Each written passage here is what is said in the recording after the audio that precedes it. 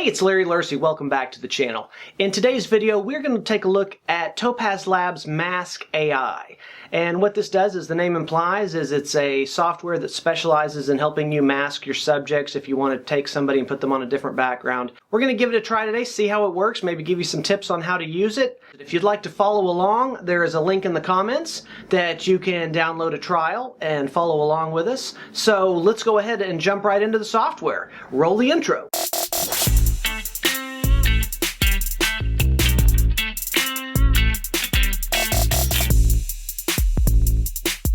Alright, so here we are in Photoshop, and we're going to use this image as our test to see how Luminar works on a portrait. Before we get going, as with most plugins, it's always good to work on a copy of the layer, in my opinion. So I'm going to drag this down to the little plus, and I'm going to double click and rename this. We'll just put LUM right now for Luminar.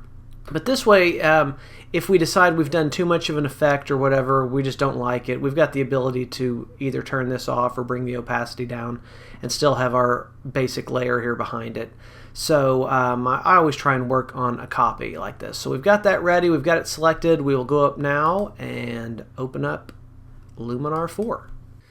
Okay, here we are in the software, and I'm not going to go through all of the tools that Luminar 4 does. I did a video on that a while back, and I'll put a link to that if you'd like to check that out at the end of the video. We're just going to look specifically at some of the portrait type things. So first thing you might want to do is you've got this looks button up here that you can turn off or on, and it's going to give you a whole bunch of different looks, which are basically Luminar's presets. If yours doesn't say portrait here, you want to go through and you see you've got all these different ones. Go ahead and select portrait if you want to see the same thing I'm looking at. And so I always find it's nice to just kind of start by running through, hovering over some of these and seeing what the ready-made preset already is. And some of these are pretty nice as they are. That one's pretty good. So you got a whole bunch of options here that you might be happy with just right off the bat, but we're going to kind of work from scratch. So you're going to come over here to the little smiley face, and that's going to bring up your portrait menu. We're going to start with the skin enhancer, the top one, and then we'll move to the portrait enhancer. Now, I've got this zoomed up here to 100 so that we can see what we're working with here in the skin. And she doesn't have a whole lot of skin problems, but we can smooth things out a little bit and just to run the software through the paces. The first thing we'll do, let's go ahead and blast it all the way to the top, 100%. And you can see it gives it kind of this soft, dreamy type feel. What's interesting about this is you can still see texture through here. I can still see little lines and pores, so it's not that it's just completely blown out everything like a blur, like a Gaussian blur would do. It's still kept some of this texture to it, so that's nice. I think it's still too much of an effect. We'll dial it down to 50 or so. Let's go 60. Just to smooth things out a little bit.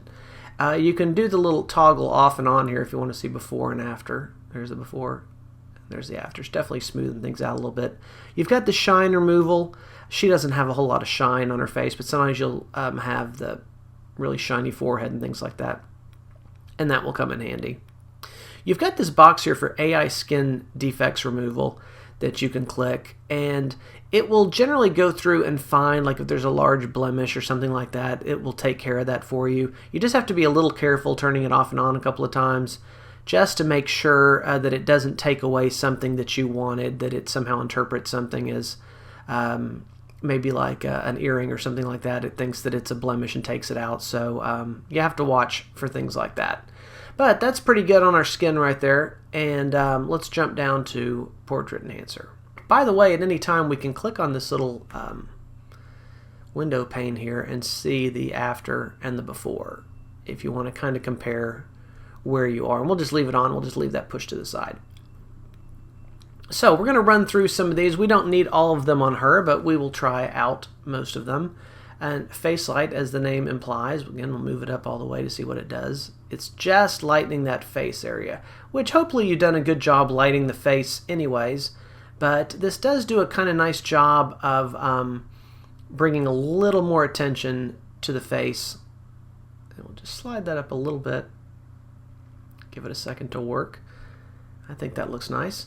Red eye removal, she doesn't really have any red eye, not a problem. Eye whitening, if you learn nothing else from this video, don't use eye whitening on anything. Don't whiten your stuff when you're doing stuff in Photoshop, or if you do very little amounts of it. What people tend to do all the time is they will go through and move this all the way up like that, and it just gives you these glowing white eyes that just look unrealistic, and no one has eyes that look like that. So don't go over the top with the eye whitening. I would recommend probably you don't use it at all unless you've got someone that just has really dark eyes for some reason.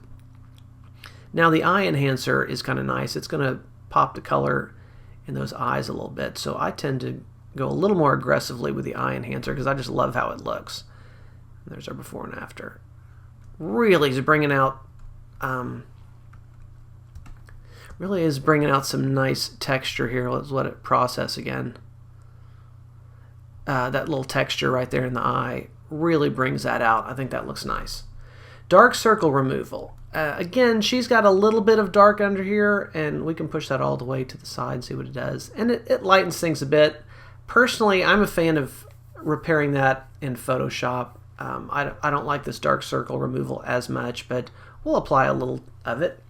Slim face is a really interesting one, and again, it's one of those things you're only going to use it in certain circumstances. I'll show you what it looks like if we move it all the way. And it definitely slims her face. It kind of looks distorted, especially when you go that far. But certainly you can apply small amounts and get a more natural looking effect. Let's kind of do before and after here.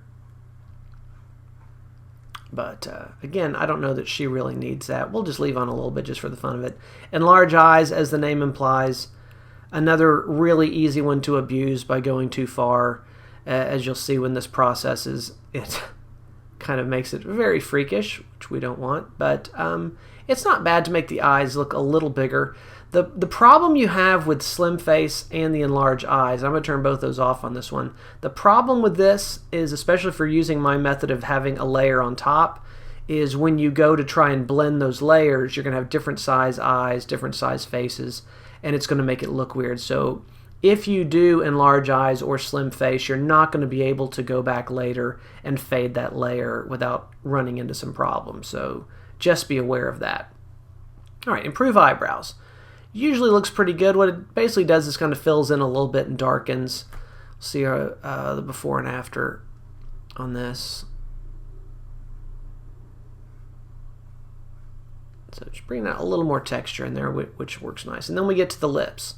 You've got saturation, pretty self-explanatory, trying to bring out that color that we already have there.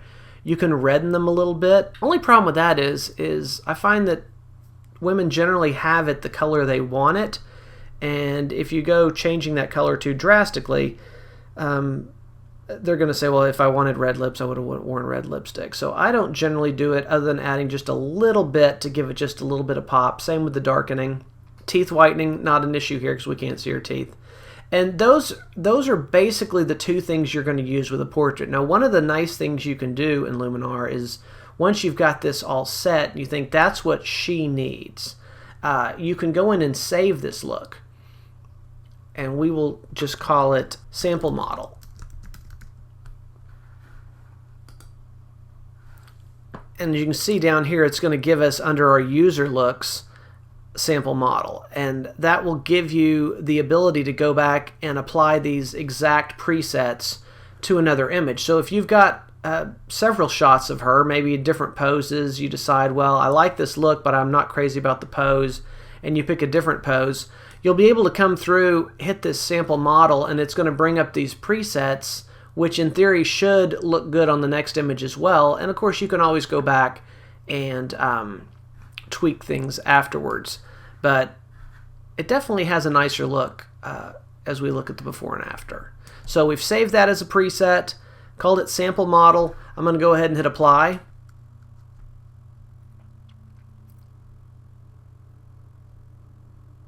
And there we go. Now for extra credit, if you can remember, go up here and rename this to maybe even Luminar sample model. Then you know it's your Luminar sample model preset.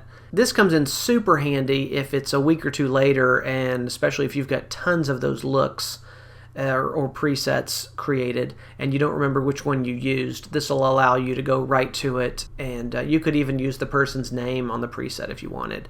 But that's going to give it to us on a separate layer so we can look at the before and after. So that's basically how you would run a portrait through Luminar. So there you go. It does a pretty good job of getting an overall mask and does it pretty quickly. Masking is one of those things in Photoshop that you're really going to have have that trade-off of the amount of time and effort you put into it versus the quality you're going to get back. And to get a really good mask, especially in a complicated situation, it's going to take a little bit of time going back and forth, and there's not going to be any really one-click easy solution.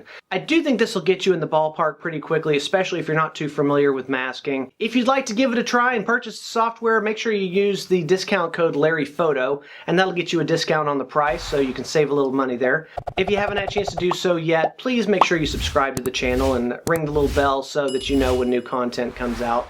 And that's all we have for this week, but I will see you soon. Take care. Bye-bye.